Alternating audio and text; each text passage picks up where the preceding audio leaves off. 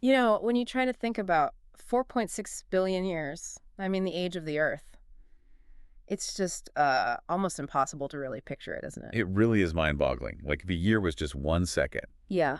that whole time span would be, what, over 140 years long?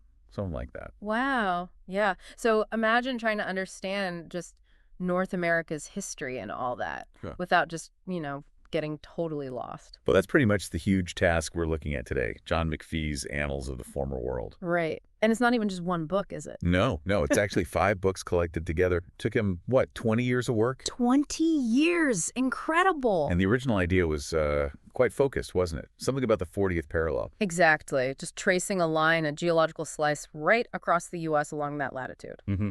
So for everyone tuning in, our plan for this deep dive is basically to pull out the really compelling stuff from this book. It did win a Pulitzer after all. It did indeed. We want to give you maybe a solid feel for North American geology, appreciate the continent's deep history, but through McPhee's, way more engaging storytelling. Kind of like getting those aha moments, but without wading through dense scientific papers. Exactly. Less jargon overload. So just to map out where we're going today, Uh-huh. we'll talk a bit about how this whole massive project got started. Okay. Then McPhee's unique style, how he mixes the geology with the personal journeys, the geologists themselves. Right. The people? Yeah, the major geological ideas that pop up in those 5 books, Mm-hmm. and, why the writing works so well, why it's had such a lasting impact. Okay, sounds good. So let's start with the beginning then. A 20-year project. It's a serious commitment. What really pulled McPhee into this so deeply? But it seems like a few things kind of came together. McPhee, he was already writing for The New Yorker, known for that. Yeah. And he apparently had this real connection to the land. Okay. And he loved the language, the words geologists use. He called it the poetics of its nomenclature. Huh. Poetics of nomenclature. I like that. Yeah. But the real spark, it seems, might have been meeting geologists along Interstate 80.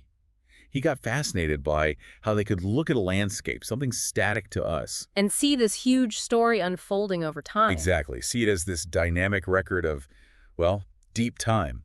It's amazing, isn't it? What looks like just a cliff face to most of us is like a chapter in a book for them.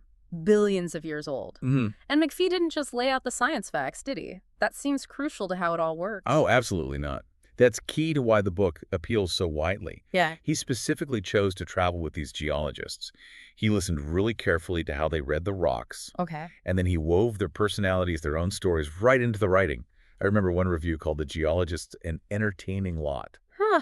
That's great. Yeah, and praised McPhee for letting their voices really come through. So it's kind of like part travel journal, part science lesson, part Mhm. character studies. Pretty much. Yeah. Which is definitely a much more interesting way to get into a subject that, let's be honest, could sound a bit. Like watching paint dry.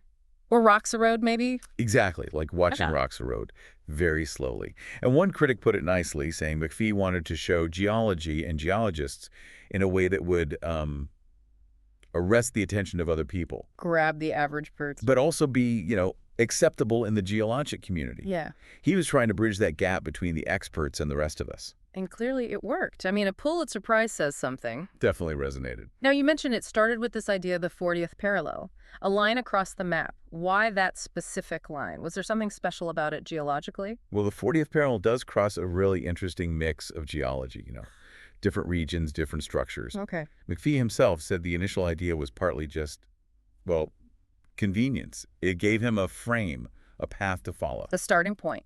Right. But then, as he got deeper into it, met more geologists in different places. Yeah. The project just naturally grew way beyond that single line. Ah, okay. So the final collection, Annals, isn't like a strict geological survey only along the 40th parallel? No, not strictly. That was the seed, maybe. Hmm. But the really compelling geology, the interesting stories, the scientists he met, they pulled him off that line, so to speak. Right. The finished work captures this huge continent-wide story, much bigger than that initial concept could have been. Makes sense. And this huge story unfolds across those 5 individual books that make up the Annals. Could you maybe give us a quick tour of each one? Sure thing. So the first one published was Basin and Range, back in '81. That one dives into the tectonics, the forces stretching and pulling apart the land between the Rockies and the Sierra Nevada. Okay, basin and range. I've driven through parts of that. Big, wide valleys, sharp mountains. Exactly. That's where he really introduces plate tectonics, the idea of these huge plates moving around on the Earth's surface and how the crust can stretch and thin out. Got it. Then next was In Suspect Terrain, 1983. That one's about the Appalachians, right? On the other side of the continent. Yep. Shifts focus east. And the suspect part is interesting. What does that mean, suspect terrain? Sounds a bit dodgy. Huh. Well, it refers to the idea that parts of the Appalachians might not have originally formed where they are now. They might be exotic pieces. Like bits of land that drifted in from somewhere else and got stuck on. Precisely. Accreted terrains, they call them. Ancient collisions. Bits getting added over millions of years, like a jigsaw puzzle where some pieces look like they came from a different box entirely. Wow. Okay. It also gets into how ideas about plate tectonics were still evolving back then. Okay, intriguing. Number 3 is Rising from the Plains, 1986. Takes us to the Rockies, Wyoming mostly. That's right. Rising from the Plains looks at how the Rockies were uplifted, their deep history, all those layers of rock telling the story.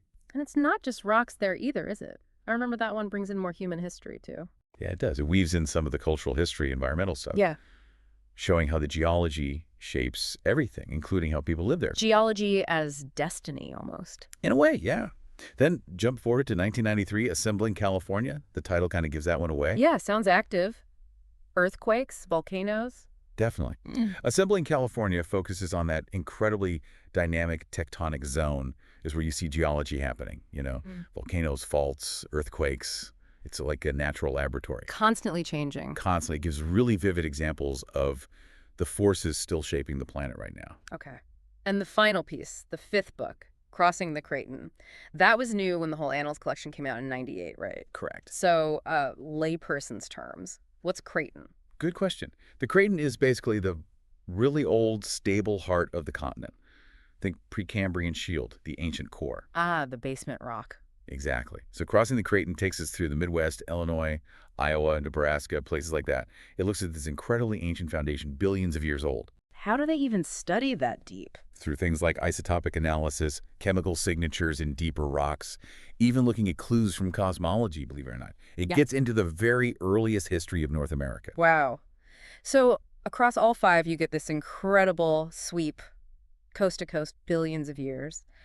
But you mentioned the geologists being central. How did including them, their personalities, change the book, beyond just making sure the science was right? Oh, it's absolutely fundamental. McPhee Yeah. doesn't just give you the geological facts. He shows you how geologists arrive at conclusions. The process. Yeah, the process, how they connect these seemingly tiny clues, the passion they have. It makes it human. As that review said, the portraitures of his geologic guides are vital. Right. It shows science isn't just cold facts. It's driven by people, by curiosity, interpretation, sometimes even, hunches and intuition. It makes it so much more accessible, I'd imagine. You're not just learning about different rock types, but about the people obsessed with understanding them. Well, And McPhee's writing style itself must be a big part of it too, right? Making something this potentially dense so readable. oh, absolutely. He's known as a master stylist. You can Right. take these really complex scientific ideas and explain them in prose. Yeah. That's incredibly clear, but also, well, almost poetic sometimes. Poetic, yeah. Reviews often mention his pellucid presentation, Yeah. like crystal clear, or how he makes a normally glacial subject just completely gripping. Glacial subject, nice pun. Huh, yeah. And apparently he uses humor subtly, too. One reader said they felt like they could actually see the landscapes he was describing. Geopoetry, I saw that term somewhere about his work. I really like that. It fits. It does, doesn't it? Mhm. It suggests he's not just giving information, he's trying to evoke that sense of wonder, of awe about Earth's history. That deep time feeling. Exactly. He blends the hard science with this real literary feel, makes these huge time scales, these immense geological forces feel, well, both understandable and kind of amazing.